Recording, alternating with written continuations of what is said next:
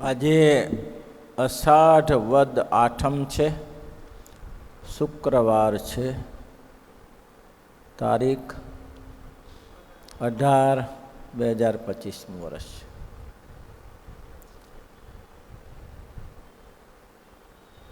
શ્રીજી મહારાજે સુકમુનિની પ્રશંસા કરી છે. દરેકને ખબર હોય સુકમુનિ કયા ગામના હતા? ડભણના હતા. બહુ ગુણિયાલ સંત હતા. શ્રીજી મહારાજે અહીંયા આગળ એને વિશે ચર્ચા કરી કે જે સારા હોય તો બાળપણમાંથી જ ખબર પડી જાય, બાળપણમાંથી જણાઈ જાય સારા હોય તો.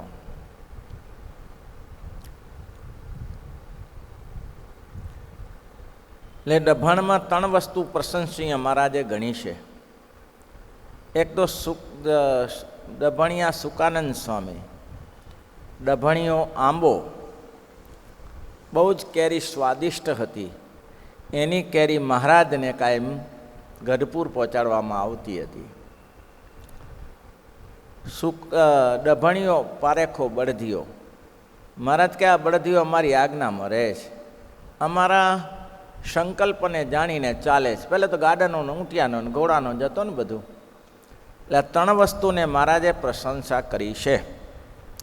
સુકાનંદ સ્વામીની જે આ પ્રશંસા કરી એ મૂળ ડભણના કૃષ્ણાનંદના દીકરા ઉમિયાબાઈની માતાજી.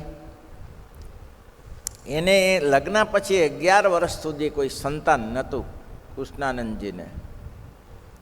ત્યારે ઉમિયાબાઈએ કહ્યું કે પ્રભુને પ્રાર્થના કરો, પ્રભુને પ્રાર્થના કરો કે આપણે એક દીકરો થાય. કે દીકરા વગર શું ખોટું છે, ત્યારે આપણે શાંતિથી જઈએ તો કે એમ તો ઠીક છે, પણ એક જરૂરી ચીજ છે, સમાજ માટે આ વસ્તુ જરૂરી છે. આ ઇતિહાસ પ્રસિદ્ધ છે સંપ્રદાય ખાતે. પછી કૃષ્ણાનંદજીએ કહ્યું, ભગવાનને બહુ ભક્ત હતા, બંને જણા બહુ ડભણના બહુ ભગવાનના એકાંતિક ભક્ત હતા. સ્વામિનારાયણ વિશે અનન્ય નિષ્ઠા હતી, એને અચળ નિષ્ઠા હતી.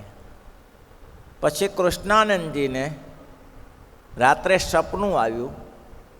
અમને સપનામાં એક જોગી દેખાણા અને એક સિદ્ધ યોગી હતા. એ જોગીએ કૃષ્ણાનંદજીને કહ્યું કે તમારે દીકરો જોઈએ છીએ ને? તો કે હા મહારાજ, ગ્રસ્તાશ્રમીને આવી ઝંઝટ રહેતી હોય, અપેક્ષા રહેતી હોય. સારું, તમારે દીકરો થશે, પણ એ મોટો થાય ત્યારે મને પાછું આપજો હો. આવી રીતે જોગીએ સપનામાં કહ્યું. તો કે સારું મહારાજ, દીકરો નથી એના કરતાં દીકરો થાય તો વંધ્યાપણું તો ટળે. પછી કહ્યું કે મોટો થાય ત્યારે મને પાછો આપજો. સારું, આટલું કહીને અને કહ્યું, જો કૃષ્ણાનંદ, દીકરો તો આવશે પણ વિઘ્ન બહુ મોટું પડશે. એ વિઘ્નમાં હું તમને હિંમત આપીશ, દીકરો થશે. દીકરો તો થશે પણ વિઘ્ન બહુ આવશે. ના, આ સપનું ઉમિયાબાને આપ્યું ભગવાને. ઉમિયાબાને કહ્યું કે તમારે દીકરો થશે પણ દીકરો મને આપી દેજો. અને બીજું કહ્યું કે વિઘ્ન બહુ મોટું આવશે દીકરો થયા દીકરાના પ્રસંગે, અને એ વિઘ્નમાં હું તમારી સહાય કરીશ, એવું જોગીએ કહ્યું. આટલું કહેતાની સાથે સપનું અદૃશ્ય થઈ ગયું. સવારે ઉઠ્યા ત્યારે પોતાના પતિ કૃષ્ણાનંદને કહ્યું કે પ્રભુ, જોગી આવ્યા હતા સપનામાં, અને એ જોગીને મેં વડોદરામાં માંડવી પોળમાં જોયા હતા. એ જોગીને મેં વડોદરામાં માંડવીની પોળમાં મેં જોયા હતા, એ જ જોગી હતા. હવે થયું શું હતું? મહારાજ વન વિચરણ કરતાં કરતાં કરતાં માંડવી આપણે ત્યાં વડોદરા આવ્યા, અને વડોદરામાં માંડવીની પોળ છે, ત્યાં મહારાજ બેઠેલા. ત્યાં મહારાજ બેઠેલા. વર્ણિ વૈશ રમણીય દર્શન મંદ હાસ્ય રુચિરાન નામબુજામ પૂજિતમ સુરનરોત્તમૈર્મુદા ધર્મનંદન મહમ ચિંતય. આવું રમણીય સ્વરૂપ જોયું. અને એક કોપીન ભરને આચ્છાદન સહિત કોપીન હતી, ઉપર મૃગચર્મ હતું, માથે વાળનો મુગટ હતો, વાળની જટાજૂટ હતી. આવું સ્વરૂપ ઉમિયાબા પોતે મૂળ એનો પિયર માંડવીનું. એટલે બધા લોકો ટોળા વળીને આ વર્ણીને જોવા માટે જતા હતા.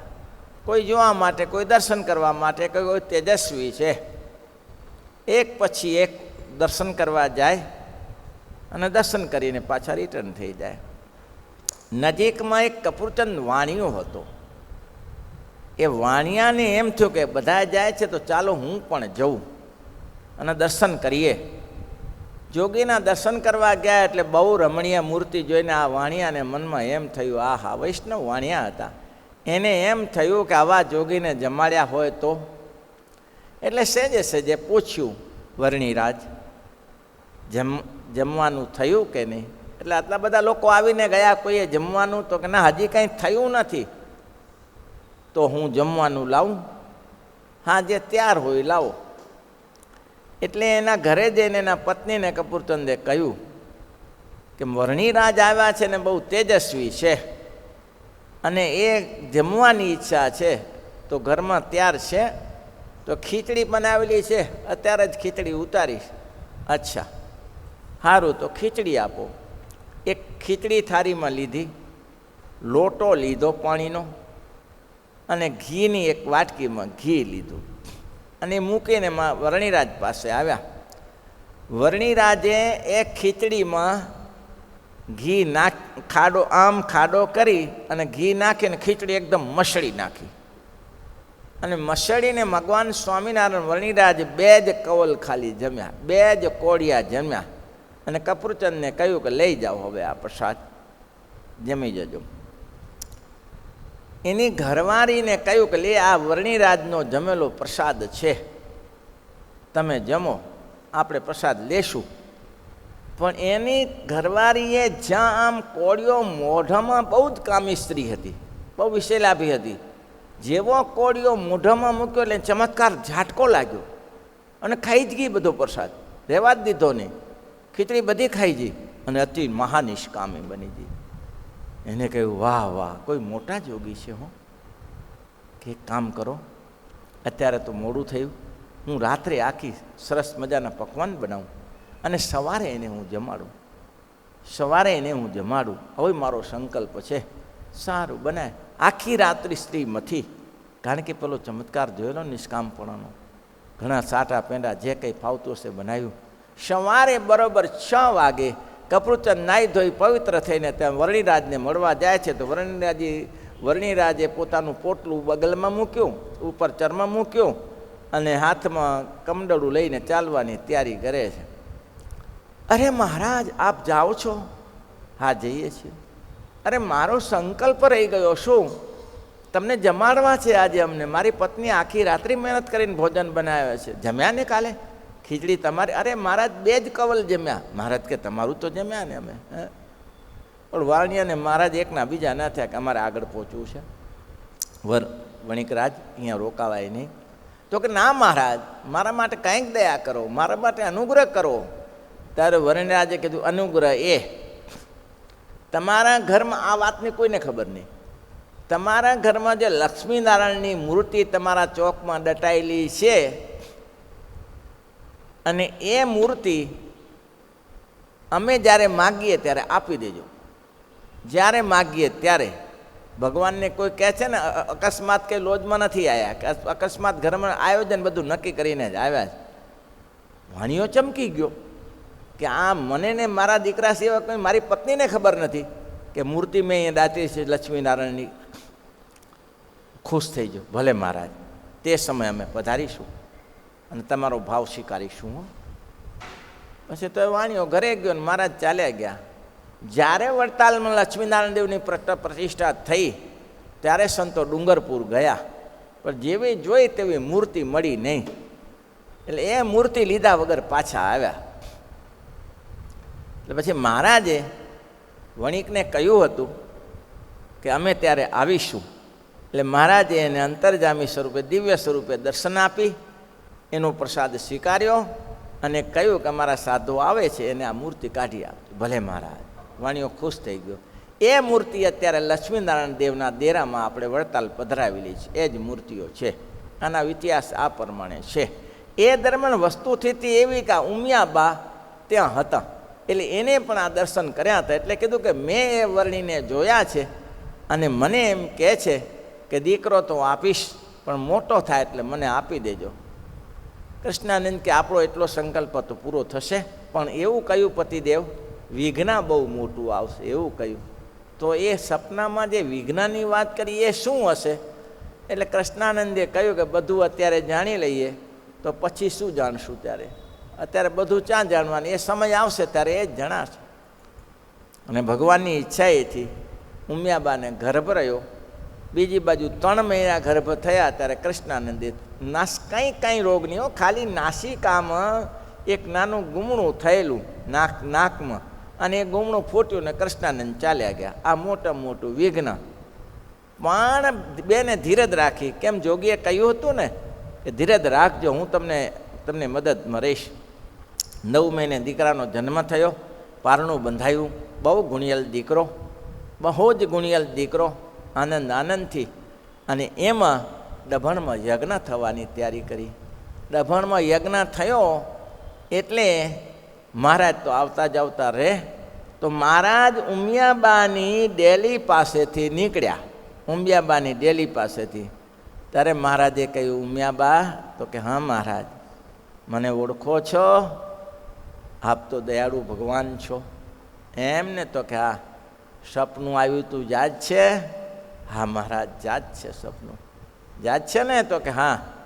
વિઘ્ન આવ્યું ને? તો કે આવ્યું મહારાજ, મારા પતિદેવ ચાલ્યા ગયા. બહુ સરસ. અમે શું કહ્યું તું? તો કે જ્યારે મોટો થાય ત્યારે મને આપી દેજો એમ કહ્યું હતું ને અમે? તો કે હા, એ સમય આવી ગયો છે. ભલે મહારાજ. ઉમિયાબાએ જરાય ચિંતા ખરખરો ના કર્યો, કારણ કે મહારાજના સ્વરૂપની નિષ્ઠાને જાણતા હતા કે ભલે મહારાજ. પછી શ્રીજી મહારાજે યજ્ઞનો આરંભ કર્યો. ત્યારે આ સૂક્ષ્મ જગન્નાથ એનું નામ. એટલે જગન્નાથ નામનો છોકરો ત્યાં આવ્યો એટલે ઊભો હતો. બહુ એટલું બધું ભણેલો નહોતો, હજી એની 14 વર્ષની ઉંમર હતી. બહુ ભણેલો નહોતો. એટલે મહારાજે જગન્નાથને બધા ભૂદેવો આહુતિઓ આપતા હતા. ત્યારે મહારાજે કીધું, જગન્નાથ? તો કે હા મહારાજ. તારે વરુણીમાં બેસવું નહીં? બેસવું છે ને? તો બેસી જા ને. બેસી ગયો. અને એવા સુંદર ઉચ્ચારણ કર્યા, એવા સરસ ઉચ્ચારણ કર્યા. બીજા ભૂદેવો જોઈને રાજી થઈ ગયા. છે નાનું પણ મારું બધું સારું ભણેલું છે. હા, બહુ સરસ ભણેલો. ધામધૂમથી મહારુદ્ર યજ્ઞ પૂરો કર્યો. યજ્ઞ પૂરો થયો. મહારાજે લગભગ 1.5 મહિનો ત્યાં રોકાયા યજ્ઞ દરમિયાન. યજ્ઞમાં રોકાઈને યજ્ઞ પૂરો થયો પછી મહારાજ જગન્નાથને કહ્યું કે અમારી જોડે આવું નથી. આવું છે ને મહારાજ? તો આવું છે તો ક્યારે આવશો? તો તમે જ્યારે કહેશો ત્યારે. એમ? તો કે 14 વર્ષની ઉંમર, અમારી જોડે આવું નથી. તો કે આવું છે ને મહારાજ? તો ક્યારે આવશો? તો તમે જ્યારે કહેશો ત્યારે આવીશ મહારાજ. એમ ને? તો કે જો આ યજ્ઞ પૂરો થાય ને પછી તમારી અનુકૂળતાએ તમે ચાલી નીકળજો. ભલે મહારાજ, હું મદદમાં તમને કોઈ મૂકીશ. ચિંતા ન કરતા, કોઈ મદદમાં તમને મૂકીશ. ભલે મહારાજ. હવે જગન્નાથ એકલા 14 વર્ષના. ત્યારે તો ક્યાં ડભણ ને ક્યાં ગઢડા. ગઢડા ક્યાં ને ડભણ ક્યાં? તો જગન્નાથ એકલા જ ચાલી નીકળ્યા. એની માની રજા લઈને, માં હું મહારાજની આજ્ઞા છે જવું? તો કે જા. હા, ધન્યવાદ છે સ્ત્રીને. પછી એને બેને પ્રાર્થના થઈ કે મારું ઘરે કોઈ છે નહીં, મારું ઘરે કોઈ છે નહીં, મારું ધ્યાન રાખજે જરા. અને સ્વામિનારાયણ ભગવાન જગન્નાથને લઈને, આ સુખ સ્વામીને લઈને એની અગ્નિ સંસ્કાર વિધિ કરવા માટે ગયા. બોલો. નહીં તો કે સાધુ થઈ ગયા હતા, બ્રહ્મચારી નહોતા. બ્રહ્મચારીને છૂટી છે પાછી. બ્રહ્મચારીની મમ્મી પપ્પાને વિધિ કરી શકે છે, પણ સાધુ કરી ન શકે. પણ જગન્નાથ સુખદેવજી સાધુ થઈ ગયેલા હતા, છતાં મહારાજ એને લઈને એની માતુશ્રીની અગ્નિ સંસ્કાર કરવા માટે આવ્યા હતા. એટલે આ ઇતિહાસ સંપ્રદાયનો પ્રસિદ્ધ છે. પછી તો સુકાનંદ સ્વામી ત્યાંથી નીકળી અને ઘરપુર ગયા. એટલે શ્રીજી મહારાજે સુરાખાચરને ને બધાને જોબન પગીને કહ્યું કે આજે તો સુકમુનિ આવે છે. એટલે બધા લોકો ઘોડા લઈને ઉપડ્યા. મહારાજ કે આપણે એને આરતી કરીએ, સન્માન કરીએ, સુખદેવજીનું સન્માન કરવું આપણે જરૂર છે. તો બધા ભેગા થઈને ગયા તો સુરો ખાચર ને જોવન પગીને 2-3 કાઠીઓ હતા ને કે મહારાજ ધીમે ધીમે આવે એટલે એ તો ઘોડા દોડાવતા ગયા અને ત્યાં આ સામે છોકરો મળ્યો. એટલે છોકરાને એમ કે આ ઘોડા દોડાવે છે ને હારા કંઈક ભટકાડે નહીં તો સારું. એટલે સુખદેવજી ઉપર ચડી ગયા ટેકરા ઉપર, પહેલાં આગળ નીકળી ગયા. અને હવે આને કંઈ નહીં, આને મોટા સુખદેવજી મોટું પાઘડું બાંધીને આવતા હશે, આને કેવા ખબર સુખદેવજી કેવા મોટા હશે. એટલે પહેલાં તો આગળ નીકળી જાય 2 કિલોમીટર. અને મહારાજ તો અહીંયા પછી સુખદેવજીને પાટલા ઉપર ઉભાડ્યા. આ પાટલા ઉપર ઊભો સુખદેવજી મહારાજ તો લીલા બધી કરે ને, પાટલા ઉપર ઊભો, પાટલા ઉપર ઊભા. પછી મહારાજે ફૂલનો હાર પહેરાવ્યો. પછી મહારાજે સુખદેવજીની આરતી પોતે કરી, સુખદેવજીની એટલે કે આ જગન્નાથની આરતી કરી. અને પછી ગાજતે વાજતે મહારાજ લઈ ગયા. પહેલાંને ખબર પડી કે મહારાજ તો પાછા વળ્યા. એટલે પાછા આવ્યા. મહારાજ કે આગળ ક્યાં મુડાવા ગયા હતા, આગળ શું હતું અમને એમ શું ખબર. મહારાજ કે આ સુખદેવજી તો અહીંયા છે. અરે અમને એમ કે આવા સુખદેવજી હોતા હશે, અમે તો આગળ ગયા કે આગળ પછી મળ્યા તમને. તો કે ના, અમને શી ખબર કે આ જગન્નાથ સુખદેવજી છે. તો જગન્નાથને લઈને મંદિરમાં આવ્યા અને સ્વામિનારાયણ ભગવાનના લૈયા બન્યા. એવા લૈયા બન્યા, રાત્રિ તો રાત્રિ ને દિવસ તો દિવસ. કોઈ દિવસ એને જોયું નહીં. શ્રીજી મહારાજની સાથે સૂતા, શ્રીજી મહારાજની સાથે રહેતા. જેટલા કાગળ સંપ્રદાયના છે મુખ્ય લખનાર બધા, તે દિવસે તો ક્યાં મેસેજો હતા કે મોબાઈલો હતા. બધા કાગળ લખીને હરિભક્તોને વાત જણાવી. ઘણી એવી વાતો છે કે સુખદેવજીને મહારાજે ખાનગી કરી. નિત્યાનંદ સ્વામીને સુખદેવજી એક કાગળ લખવા બેઠા. તે કાગળ લખ્યા પછી મહારાજ કે આ બરાબર નહીં સુખદેવજીઓ, બહુ જગન્નાથ આ બરાબર લખાયો નહીં, સારું મહારાજ બીજો લખીએ. બીજી વાર કાગળ લખાયો. મહારાજ કે આ જરા વ્યવસ્થિત લખો ને, આ ના જામ્યું બરાબર. ત્રીજી વાર લખાયો. મહારાજ કે તમને કંઈ ગમે તેમ હોય પણ પત્રમાં મેળ. નિત્યાનંદ સ્વામી કે મહારાજ હા જરા તમે વ્યવસ્થિત લખાવો ને. કે આ કેટલી વાર લખાવશો કાગળ, આ લખાવશો કેટલી વાર.